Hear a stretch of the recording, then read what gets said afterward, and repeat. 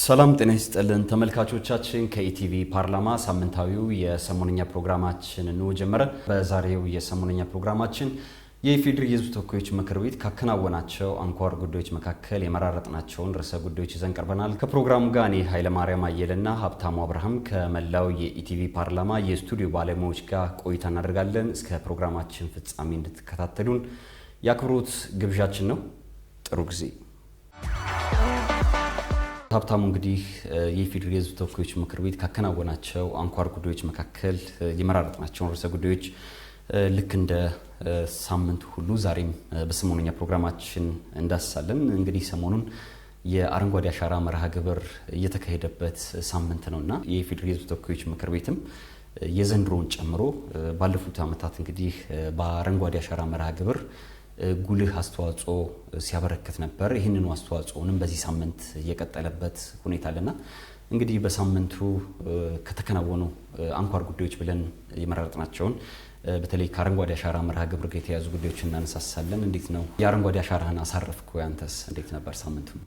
በትክክል በተለይ ይሄ የክረምቱ የአረንጓዴ አሻራ መርሃ ግብር የተለያዩ እንቅስቃሴዎች በተለያዩ ቦታዎች እየተከናወኑ ይገኛሉ።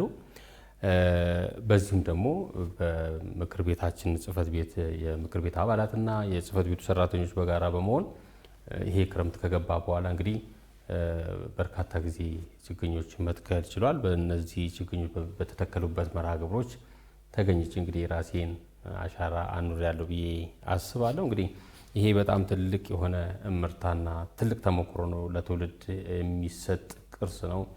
ለትውልድ የምታስተላልፈው ብዝሃ ሕይወት ነውና ይህንን ሁልጊዜም በመተግበር እንግዲህ ቀጣይነት ያለው የአረንጓዴ አሻራ መርሃ ግብርን የማከናወን ሂደቶችም ይቀጥላሉ። የኔ ይህን ይመስላል።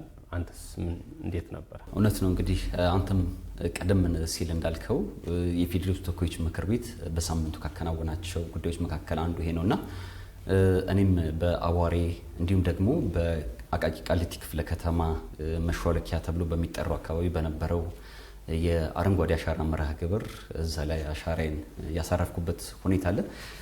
ወደ ዋናው ጉዳያችን ስናልፍ እንግዲህ ሀብታሙ የኢፌዴሪ የሕዝብ ተወካዮች ምክር ቤት አፈ ጉባኤ የተከበሩ አቶ ታገሰ ጫፎ በአቃቂ ቃሊቲ ክፍለ ከተማ ቀደም ሲል ባነሳሁልህ ይህ መሿለኪያ ተብሎ በሚጠራው አካባቢ ወይም ደግሞ ጥሩነሽ ቤጂንግ ሆስፒታል አካባቢ ተገኝተው የአረንጓዴ አሻራቸውን አሳርፈው ነበርና በዛ በነበረው ፕሮግራም ላይም እንግዲህ የችግኝ ተከላ መርሃ ግብር ዘላቂ ልማትን ለማረጋገጥ አይነተኛ መሳሪያ መሆኑን የገለጹበት ሁኔታ አለ።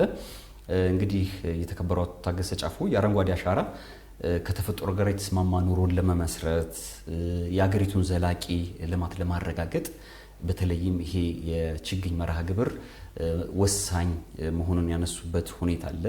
በተለይም የዘንድሮ ሞቶ እንግዲህ ተስፋን እንትከል የሚል መሪ ቃል ነበረው። በዚህም ደግሞ በአንድ ጀንበር 800 ሚሊዮን ችግኞችን ለመትከል እቅድ ተይዞ ነበር። በተሳካ ሁኔታም ደግሞ የተካሄደበት ሁኔታ አለና የተከበሩ አቶ ታገሰ ጫፎም እንግዲህ ይህንኑ መርሃ ግብር በሚያከናውኑበት ወቅት ነው እንግዲህ አይነተኛ መሳሪያ መሆኑን የገለጹት።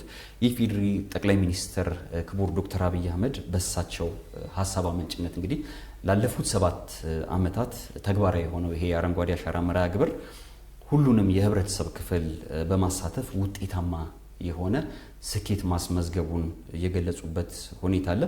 መርሃ ግብሩም ደግሞ የአንድ ቀን ብቻ ዘመቻ እንዳልሆነ የገለጹበት ሁኔታ አለ። ሀብታሙ የዕለት ተዕለት ተግባር ማድረግ ይህንን ባህል ማድረግ እንደሚገባም ያነሱበት ሁኔታ አለ።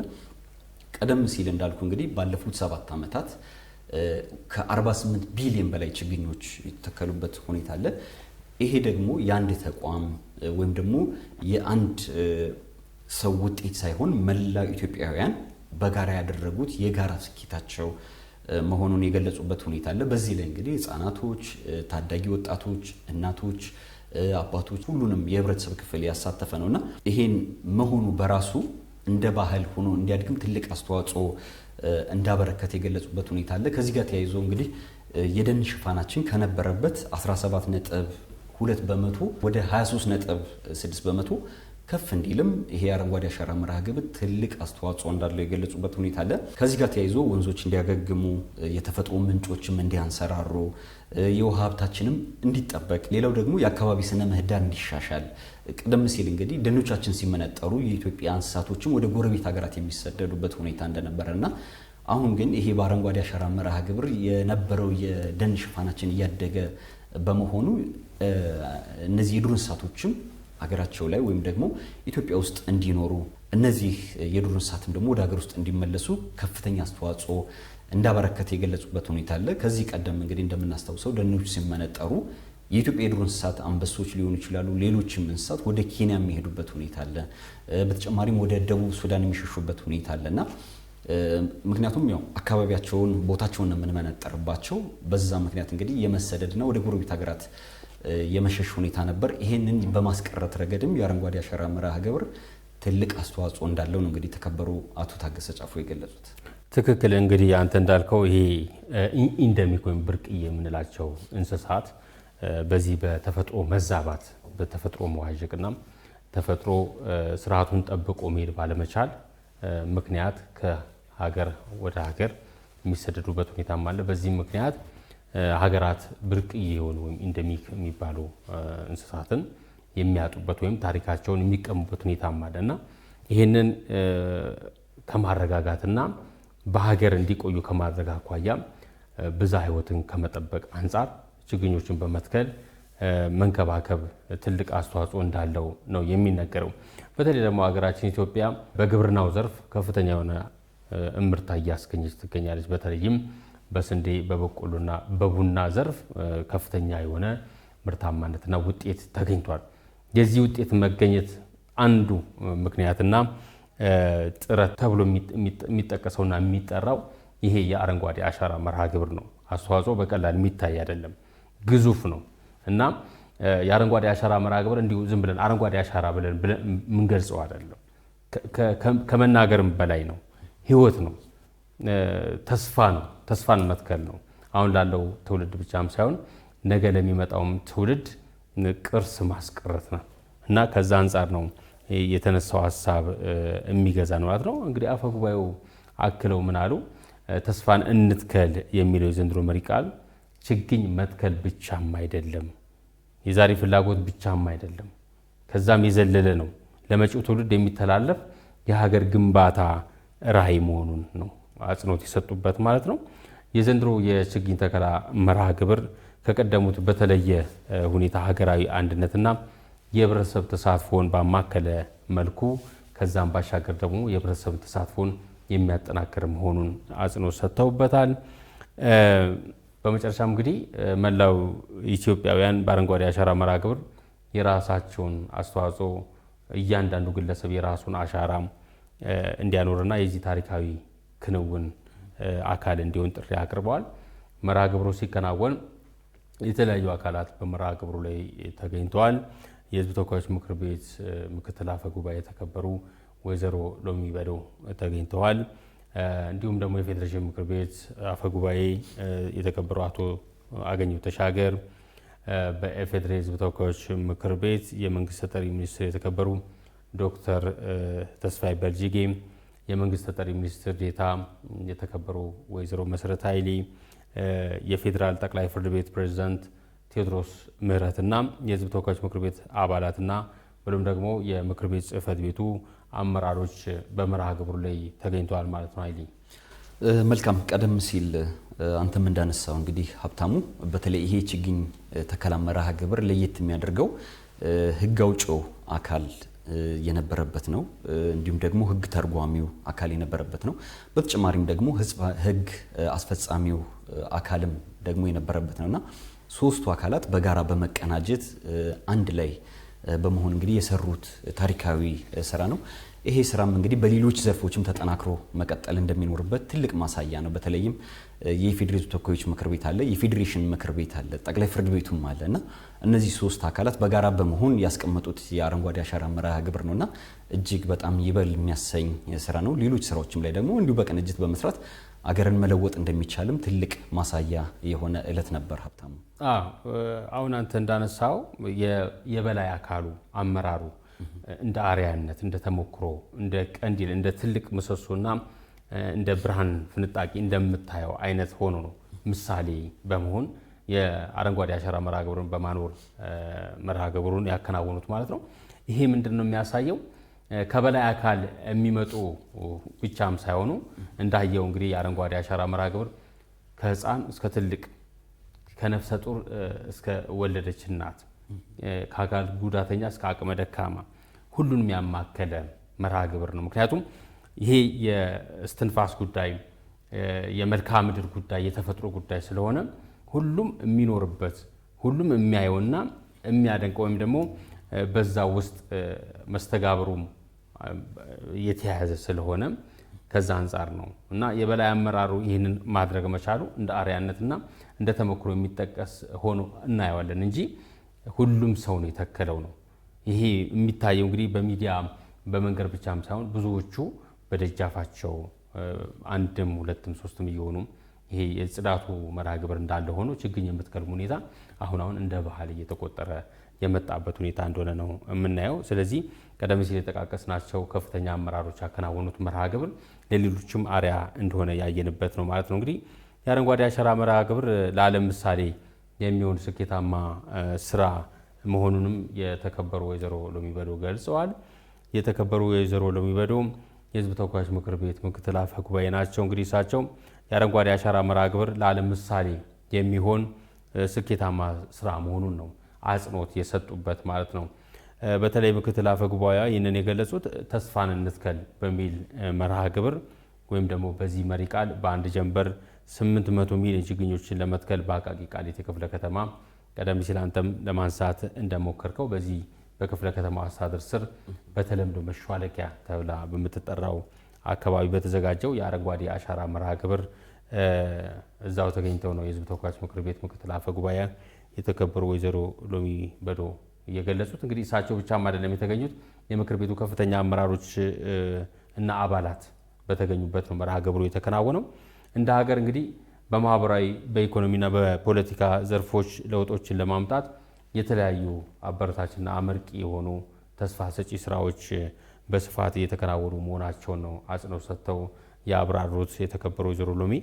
ከነዚህ ተግባራት መካከል እንግዲህ በግንባር ቀደምትነት የክረምት እንደመሆኑ መጠን ይሄ የአረንጓዴ አሻራ መርሃ ግብር አንዱ መሆኑን አንስተዋል። የችግኝ ተከላ መርሃ ግብሩ ለትውልድ ተስፋን ለመትከል አረንጓዴና በቂ የሆነ አካባቢ ለመፍጠር ዘላቂ የሆነ አካባቢ ለመፍጠር የአየር ንብረት ለውጥን ለመቋቋምና ብሎም ደግሞ የተፈጥሮ ሀብትን ለመጠበቅ አስተዋጽኦ እንዳለው አጽንኦት ሰጥተውበታል። በአሁኑ ወቅትም እንግዲህ ዓለምን እያስጨነቀ የሚገኘውና ያለው ወይም ደግሞ እያስጨነቁ እየፈተኑ ከሚገኙት ጉዳዮች አንዱ የአየር ንብረት ለውጥ መሆኑን ጠቁመዋል። እንደሚታወቀው የአየር ንብረት መዛባት የተፈጥሮ አደጋዎች እንዲባባሱ እንዲሁም ደግሞ የምግብ ዋስትናን ከማረጋገጥ አኳያ ችግሮች እንዲከሰቱ ያደርጋል። የአየር ንብረት ለውጥ እንዳይዛባ የተፈጥሮ ዑደቷ ወይም ስርዓቷ በተስተካከለና በተሳለጠ በጥሩ ሁኔታ መቀጠል እንዲችል ይሄ የአረንጓዴ አሻራ መርሃ ግብር ትልቅ የሆነ ተስፋ ሰጪ ትልቅ የሆነ ስራ እንደሆነ ነው አጽንኦት የሰጡበት። እንግዲህ ይህንን ለመቋቋም የአረንጓዴ አሻራ መርሃ ግብር መፍትሄ ነው ብለዋል የተከበሩ ወይዘሮ ሎሚ። የኢፌዴሪ ጠቅላይ ሚኒስትር ዶክተር አብይ አህመድም በወሰዱት ኢኒሼቲቭ ነው ይሄ የአረንጓዴ አሻራ መርሃ ግብር ወይም ደግሞ ባስቀመጡት የአሰራር አቅጣጫ መሰረት ሰፋፊ የአረንጓዴ አሻራ ስራዎች እየተከናወኑ እንደሚገኙና ትላልቅ ለውጦችም በዚህ ሁኔታ እየመጡ መሆኑን የተከበሩ ምክትል አፈ ጉባኤዋ አንስተዋል ማለት ነው። የአረንጓዴ አሻራ መርሃ ግብር ከለውጡ በኋላ የተከናወኑ በርካታ ጉዳዮች አሉ። ይህ እንግዲህ እንደ ትርክትም ወይም ደግሞ እንደ ታሪክም እንደ ተአምርም የምታየው ነው። በአንድ ጀንበር ይሄን ያህል ችግኝ መትከል መቻል እንኳን ለማከናወን አይደለም ለማሰብ የሚከብድ ነው። ግን ከዚህ ከለውጡ በኋላ የመጡት የከባቢን ከመለወጥ አኳያም ሰው ከከባቢ ጋር ያለውን መስተጋብር ከባቢ ከሰው ጋር ያለውን ዑደት በጥሩ ሁኔታ ለማስተካከል ከሚደረገው ሁኔታ አንጻር ተፈጥሮን ለመጠበቅ እየተደረጉ ያሉ ስራዎች ከጊዜ ወደ ጊዜ እየጨመሩና እየጎለበቱ የመጡበት ሁኔታ እንደሆነ ያየንበት መሆኑን ነው። እንግዲህ ቀደም ሲል ባለፉት ዓመታት ያየናቸው ከጊዜ ወደ ጊዜ ነው እየጨመረ የመጣው። በነገር ላይ ይሄ ቁጥር አስደናቂ ነው። ለዓለምም ትልቅ የሆነ ተምሳሌት የሚያደርጋት ነው ሀገራችን ኢትዮጵያና ከዚህ አንጻር ነው የአረንጓዴ አሻራ መርሃ ግብሩ አሁንም በተለያዩ ቦታዎች በተለያየ አቅጣጫ በተለያየ የመርሃ ግብር አሰራርና ሂደት እየተከናወነ ይገኛል።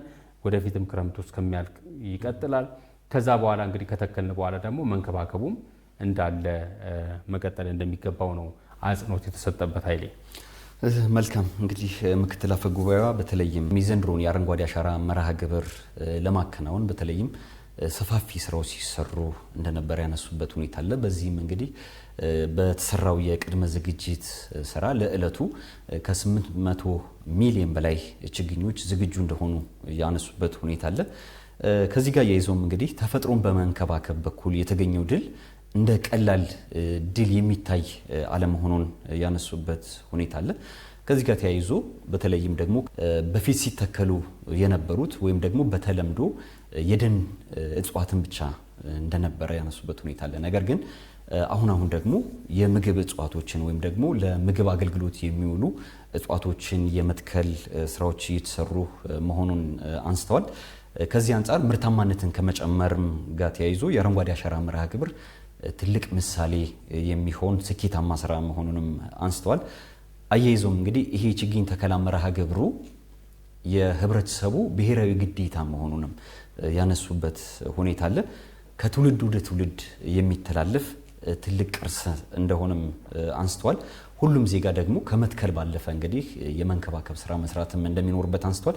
ከዚህ ጋር ያይዘንም ማንሳት ያለብን ሀብታሙ ለዕለቱ የተያዘው እንግዲህ 800 ሚሊዮን ችግኞችን የመትከል ነውና በተለይም ከነበረው የህዝብ ተሳትፎ አንጻር ደግሞ ያው እቅዳችንን እንዲሁ በቀጣዩ ዓመት ለጠጥ የማድረግ ነገሮች ቢኖሩ ጥሩ ነው ብዬ አስባለሁ። ምክንያቱም ህብረተሰቡ የነበረው ጉጉት ለመትከል የነበረው ርብርብ ስንመለከት ከፍተኛ ነው። ለአብነት እንኳን እዚህ አዋሪ አካባቢ የነበረውን የችግኝ ተከላ መርሃ ግብር ብናነሳ የፌዴራል ፖሊሶች ነበሩ፣ የአዲስ አበባ ፖሊስ ነበር፣ የደንብ አስከባሪዎች ነበሩ፣ ከተለያዩ ወረዳዎች የመጡ የህብረተሰብ ክፍሎች ነበሩ፣ እናቶች ነበሩ፣ ህፃናቶች፣ ወጣቶች ነበሩና እንግዲህ ሁሉም የአረንጓዴ አሻራ መርሃ ግብሩን አከናውኗል።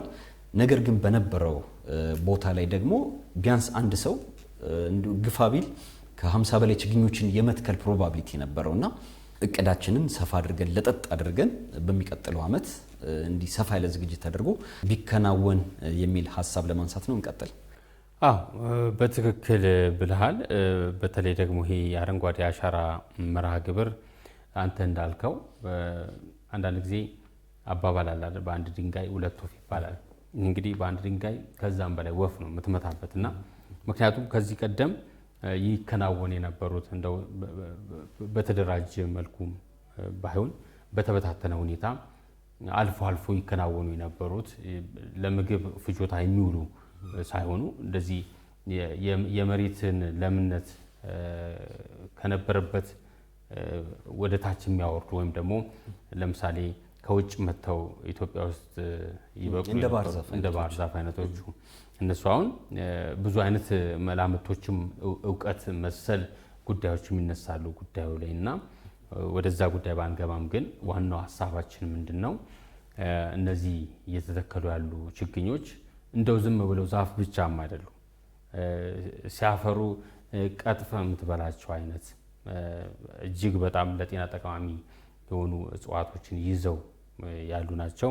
በገበያም ልግዛቸው ብትል በውድ የምታገኛቸውን ችግኙ ካደገ በኋላ እዛው የምትጠቀማቸው ናቸው።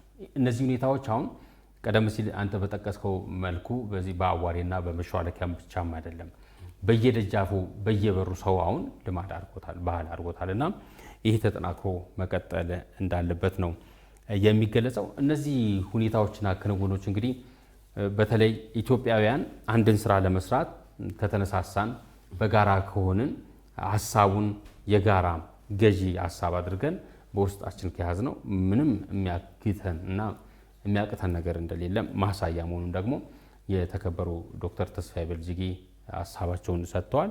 የአረንጓዴ አሻራ መርሃ ግብር ኢትዮጵያውያን በአንድነት ታሪካዊ ስኬቶች ማስመዝገብ እንደሚችሉ ማሳያ ነው ብለዋል የተከበሩ ዶክተር ተስፋዬ። የመንግስት ተጠሪ ሚኒስትሩ ተስፋዬ በልጅጌ አረንጓዴ አሻራ መርሃ ግብር ኢትዮጵያውያን በመተባበር በአንድነትና በመደመር ታሪካዊ ስኬቶችን ማስመዝገብ እንደሚችሉ የሚያሳይ ተጨባጭ ማሳያ መሆኑን ጠቁመዋል። ዶክተር ተስፋዬ ይህንን የተናገሩት እንግዲህ ቀደም ሲል ባነሳ ነው መርሃ ግብር ተስፋ እንትከል በሚል መሪ ቃል በአቃቂ ቃሊቲ ክፍለ ከተማ አስተዳደር በተለምዶ መሿለኪያ እየተባለ በሚጠራው አካባቢ በተካሄደው የችግኝ ተከላ ስነ ስርዓት ላይ ተገኝተው ችግኝ ከተከሉ በኋላ ነው ሀሳባቸውን የገለጹት ማለት ነው።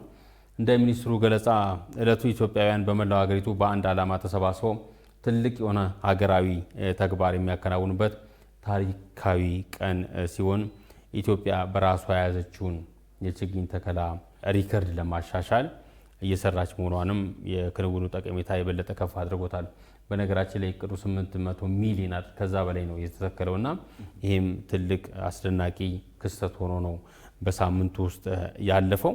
የአረንጓዴ አሻራ መርሃ ግብር ለኢትዮጵያ ብቻ ሳይሆን ለአፍሪካና ብሎም ደግሞ ለመላው ዓለም ጭምር ጠቀሜታ ያለውና ተምሳሌት የሆነ ተግባር መሆኑን የገለጹት ዶክተር ተስፋዬ በተለይም የአየር ንብረት ለውጥን በመከላከል ረገድ ያለው አስተዋጽኦ ከፍተኛ መሆኑን ጠቁመዋል።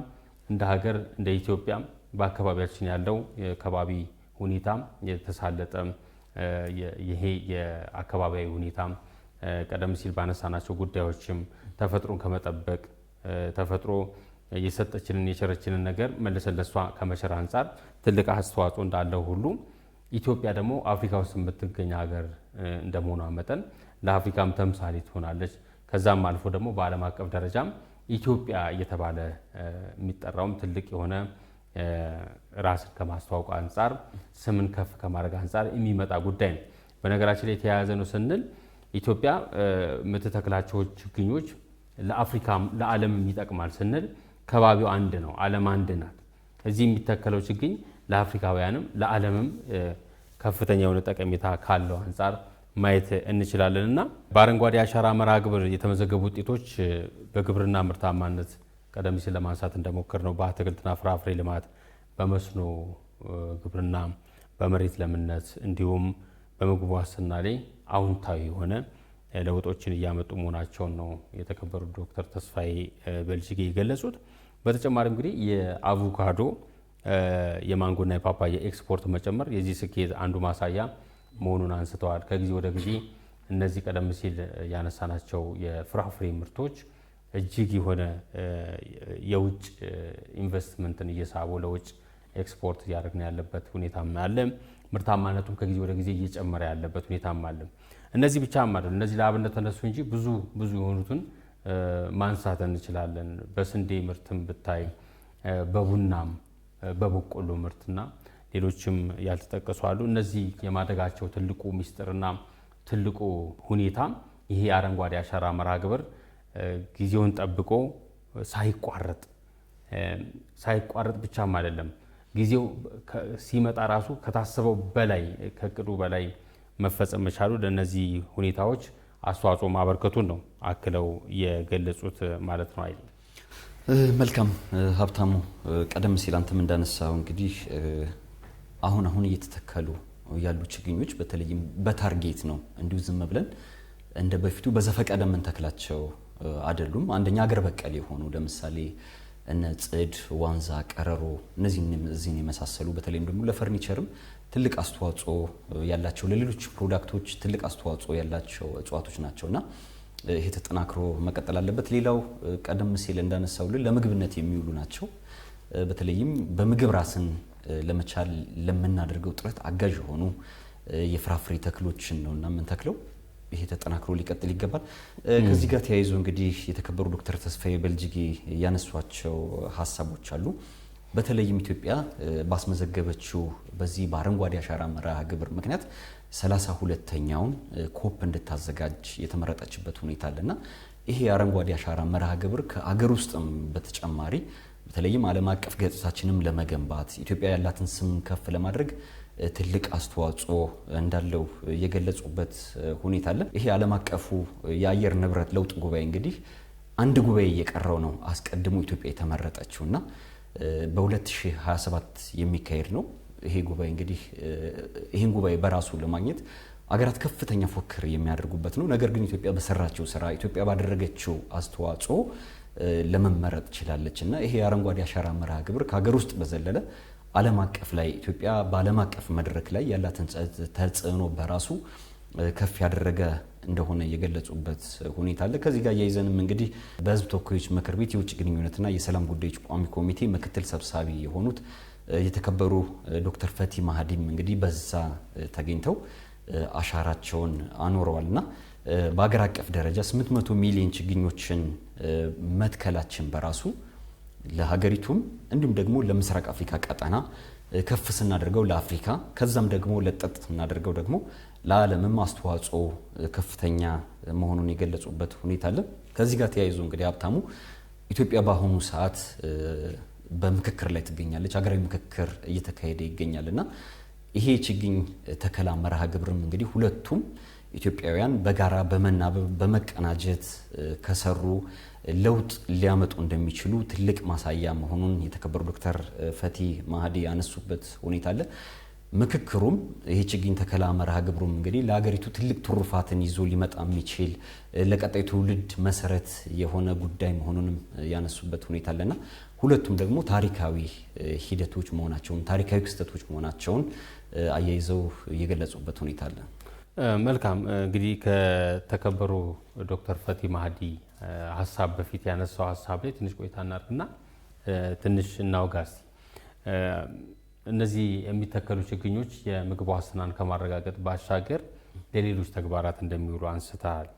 እንደ ዝግባ፣ ቀረሮ፣ ዋንዛ የመሳሰሉት ለፈርኒቸር ብላልና እንደው እስቲ ዝም ብለህ አስበው እነዚህ ችግኞች ቁመናቸውን አይተን ልክ ባደጉ ጊዜ እየቆረጥን ለነዚህ የስራ ሂደቶች የስራ ሁኔታዎች የምናወል ከሆነና በቆረጥነው ልክ መተካት ካልቻልን የሚፈጠረውን ነገር አስብ።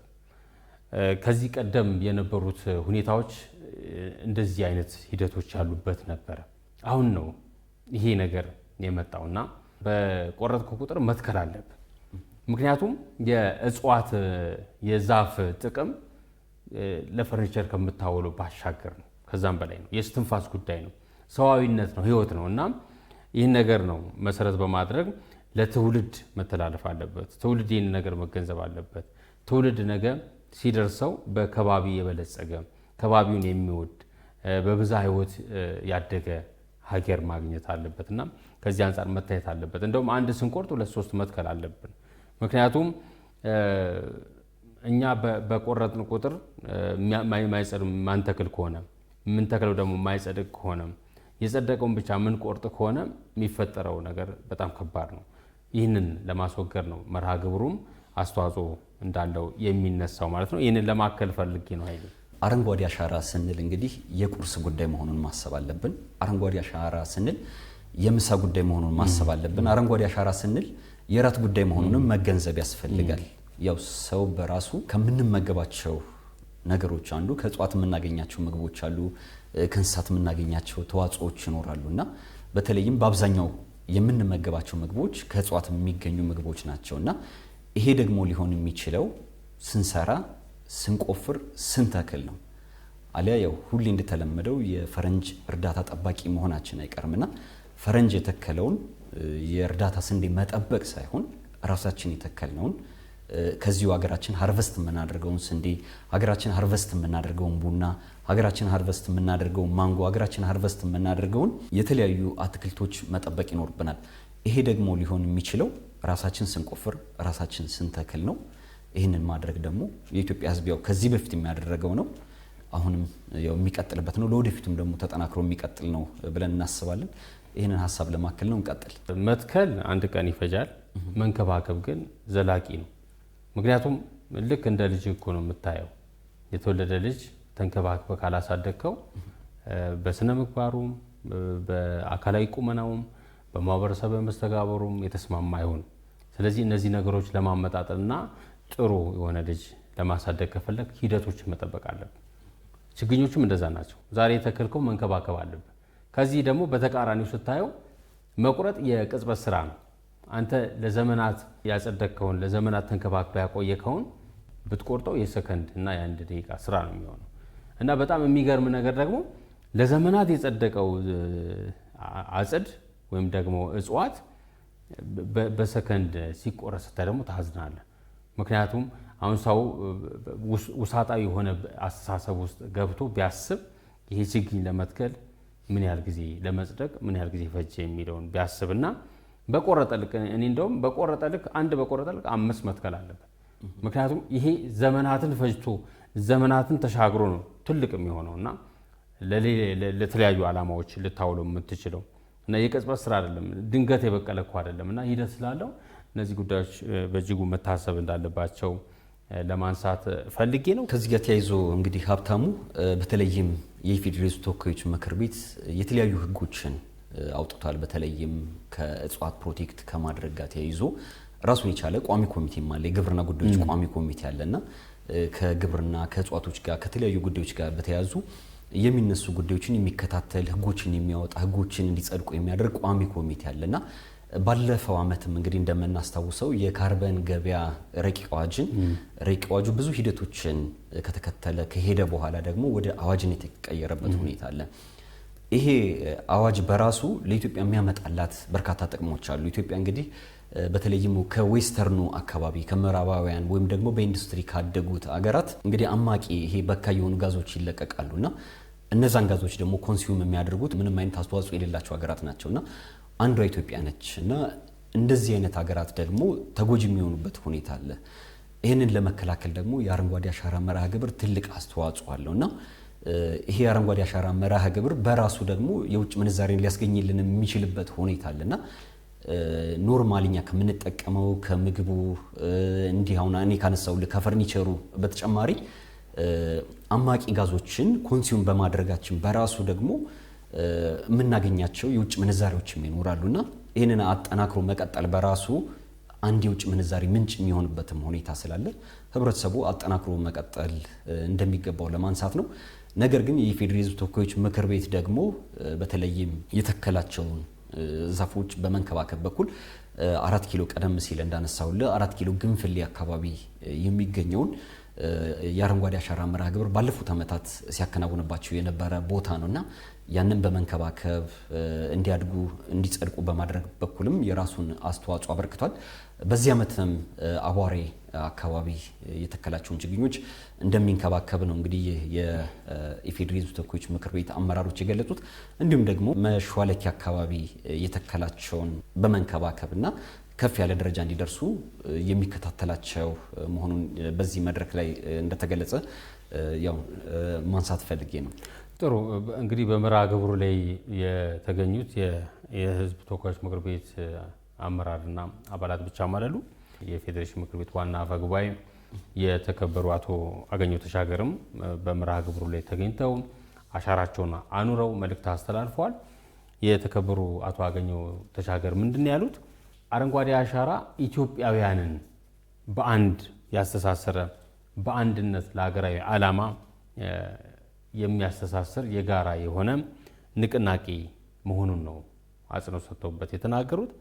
እንግዲህ አፈ ጉባኤው ይህንን የተናገሩት ቀደም ሲል ለማንሳት እንደሞከር ነው በአንድ ጀንበር የ800 ሚሊዮን የችግኝ ተከላ በአዲስ አበባ ከተማ አስተዳደር እየተተከለ በነበረበት ሰዓት በተለይም በዚህ በአቃቂ ቃሊቲ ክፍለ ከተማ በተካሄደው የችግኝ ተከላ መርሃ ግብር ነው።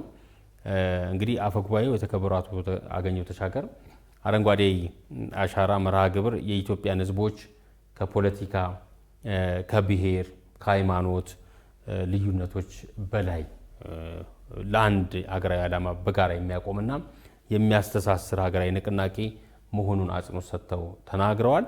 በተጨማሪም እንግዲህ መርሃ ግብሩ በዓለም አቀፍ ደረጃ የኢትዮጵያን የአካባቢ ጥበቃ ቁርጠኝነት የሚያሳይ ተምሳሌት የሆነ መምጣቱን ነው የጠቆሙት። አቶ አገኘሁ ችግኝ መትከል ብቻ የመርሃ ግብሩ መጨረሻ ስኬት አይደለም።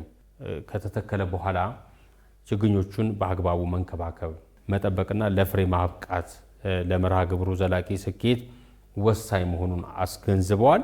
የተተከሉ ችግኞች በሕይወት ተጠብቀው ወደ ደን ሽፋን ሲቀየሩ ብቻ የታለመው አካባቢ ጥበቃና የአየር ንብረት ለውጥን የመቋቋም ግብ ሊሳካ እንደሚችል ነው አጽንኦት ሰጥተው የተናገሩት። ይህ ማለት ምንድነው? የተከልከውን የኔ ብለህ ያኖርከውና ያቆምከውን በቀጣይም መንከባከብ አለብህ፣ መኮትኮት አለብህ።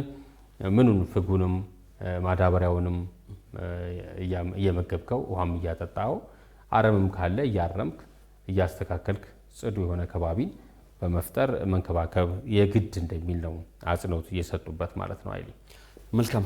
የተከበሩ አቶ አገኘሁ ተሻገር እንግዲህ ከዚህ ባሻገር በተለይም አረንጓዴ አሻራ የዛሬን ትውልድ ከነገ ትውልድ ጋር በተፈጥሮ ጥበቃ የሚያስተሳስር የጋራ አደራ መሆኑን ያነሱበት ሁኔታ አለ። የኢትዮጵያውያን የአንድነት መንፈስ የጋራ ኃላፊነትና የልማት ተሳትፎ የሚያጠናክር ሀገራዊ እንቅስቃሴ እንደሆነም ነው ያነሱት። ሀብታሙ በትክክል እንግዲህ ቀደም ሲል ያነሳናቸው ሀሳቦች በዚህ ሳምንት የተከናወኑ አበይት ጉዳዮች ሆነው ቆይተዋል። መርሃ ግብሩ በስፋት በምልአት በመላ ኢትዮጵያ ተከናውኖ ውጤታማና ስኬታማ የሆነ መርሃ ግብር ተካሂዷል። ይሄ እንግዲህ ትልቅ የሆነ ማሳያ ነው።